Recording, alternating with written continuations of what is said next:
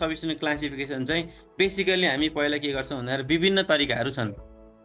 बुझ्नुभयो नि? भनेपछि भोल्टेज लेभल हुनसक्छ, कसैलाई इन्डोर चाहिएला, कसैलाई आउटडोर चाहिएला होइन, कसैले सेफ्टीको हिसाबले घरभित्र राख्नु पर्ला, कसैलाई घर बाहिर राख्नु पर्ला। भनेपछि विभिन्न आधारमा हामीले के गर्छौँ भन्दाखेरि सब्स्टिट्युसनलाई क्लासिफाई गर्न सक्छौँ। र basically two most important way of classification substitution is एउटा सर्भिस रिक्वायरमेन्टको आधारमा र अर्को कन्स्ट्रक्सनको आधारमा हामीले के गर्न सकिन्छ सब्स्टिट्युसनलाई पहिला दुई भागमा विभाजन गरिन्छ। एउटा service requirement, first is service requirement and second is constructional feature. भनेपछि यसले कस्तो खालको सेवा दिन्छ, सेवा दिने आधारमा पनि गर्न सकियो। अर्को कन्स्ट्रक्सन भनेको कसरी बनाइन्छ त यसलाई, कन्स्ट्रक्सनको आधारमा पनि यसलाई के गर्नु वर्गीकरण गर्न सकियो। अब according to the service requirement भनेको a substitution may be called upon to change voltage level or improve power factor or convert AC into DC power. भनेपछि यस्तोलाई हामी के सब्स्टिट्युसनको भोल्टेज लेभल अहिले कुरा भयो नि त, कसैलाई 400 भोल्टमा चाहिन्छ, कसैलाई 220 चाहिन्छ, कसैलाई 11 केबीमा चाहिन्छ। भनेपछि के गर्छ यसले भन्दाखेरि कन्भर्ट गर्छ।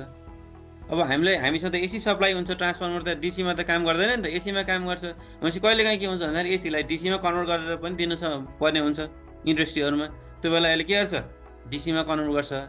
कता कतै के हुन्छ तपाईँको भन्दाखेरि पावर फ्याक्टर एकदमै लो पावर फ्याक्टर हुन्छ, जस्तै कि तपाईँको इन्डक्सन फर्नेसहरू हुने स्टिल फ्याक्ट्रीहरूमा त्यहाँ चाहिँ के हुन्छ भन्दाखेरि पावर फ्याक्टर तिनीहरूको करेक्सन गर्नुपर्ने हुन्छ। त्यो ठाउँमा त्यो बेला तपाईँले क्यापेसिटरहरू राख्नुपर्ने हुनसक्छ। त्यस्तो टाइपको क्यापेसिटर मात्रै राख्ने सब्स्टिट्युसन पनि हुनसक्छ। तपाईँ 11 केबीमा सप्लाई आयो, तपाईँले क्यापेसिटर राख्नु पऱ्यो बिचमा कम्पेन्सेसन गर्ने, त्यसलाई चाहिँ हामी के भन्छौँ पावर फ्याक्टर कम्पेन्सेसन सब्स्टिट्युसन पनि भन्छौँ। भनेपछि एकोर्डिङ टु सर्भिस रिक्वायरमेन्ट। भनेपछि सर्भिस रिक्वायरमेन्ट एक नम्बरमा के रहेछ हेर्नुहोस् त, ट्रान्सफर्मर सबस्टेसन। यो भनेको के भन्दाखेरि 11 केबीलाई 220 भोल्ट अथवा 400 भोल्टमा कन्भर्ट गर्छ भने हामी त्यसलाई के भन्छौँ ट्रान्सफर्मर सबस्टेसन भन्छौँ होइन। अथवा एउटा भोल्टेज लेभलमा उसले पावर रिसिभ गर्छ र अर्को भोल्टेज लेभलमा त्यसले के गर्छ पावर डेलिभरी गर्छ। त्यो भनेको के हो भन्दाखेरि ट्रान्सफर्मर सबस्टेसन। भनेपछि most of the substation in power system are this type of substation. किन भन्दा के गर्छौँ हामी जेनेरेसन 11 केबीमा जेनेरेट गर्छौँ।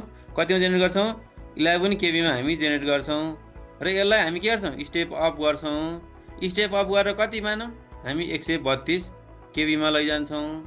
132 केबीमा लैसकेपछि के हुन्छ 132 केबीमा जान्छ 132 केबी। 132 केबीलाई हामी ट्रान्समिट गर्छौँ। ट्रान्समिट गरेपछि फेरि के गर्छौँ 132/11 केबी गर्छौँ। फेरि यसलाई के गर्छौँ हामी 11 केबी अपन 0.4 केबी गरेर हामी कहाँ पुग्छ हाम्रो हाउससम्म आइपुग्छ, घरसम्म आइपुग्छ। भनेपछि के हो नि भयो हेर्नुहोस् त भन्दाखेरि यहाँ पनि यो के भयो यो सुरुको यो पनि ट्रान्सफर्मर सबस्टेसन भयो, यसले पनि ट्रान्सफर्म गर्यो, यसले पनि ट्रान्सफर्म गर्यो, यसले पनि ट्रान्सफर्म गर्यो। भनेपछि के भयो यसले ट्रान्सफर्म गर्छ एउटा भोल्टेज गरेर। The substation with change voltage of electric supply are called transformer substations है। अब सेकेन्ड क्याटेगोरीमा के छ switching substation. These substations do not change the voltage level. Incoming and outgoing lines have the same voltage.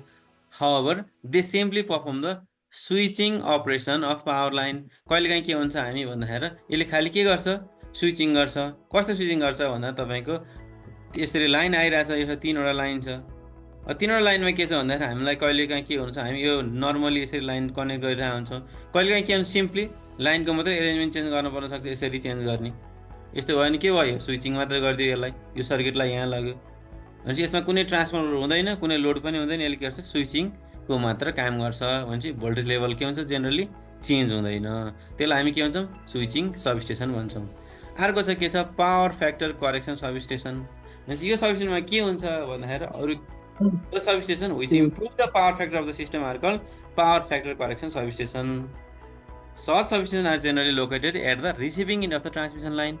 The substation generally use synchronous condenser as a power factor improvement equipment. भनेपछि generally सिङ्क्रोनस कन्डेन्सेसर भनेको छ नि त, यसमा के हुनसक्छ क्यापेसिटरहरू पनि हुनसक्छ है, कम्बिनेसन मात्रै हुँदैन नि त, प्लस रियाक्टरहरू पनि हुनसक्छ है।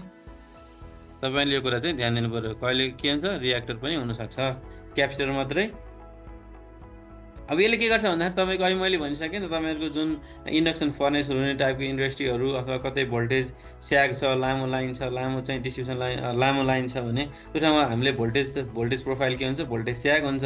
भनेपछि यसलाई इम्प्रुभ गर्नलाई हामी के गर्छौँ भन्दाखेरि एक्सी त दिनु पऱ्यो।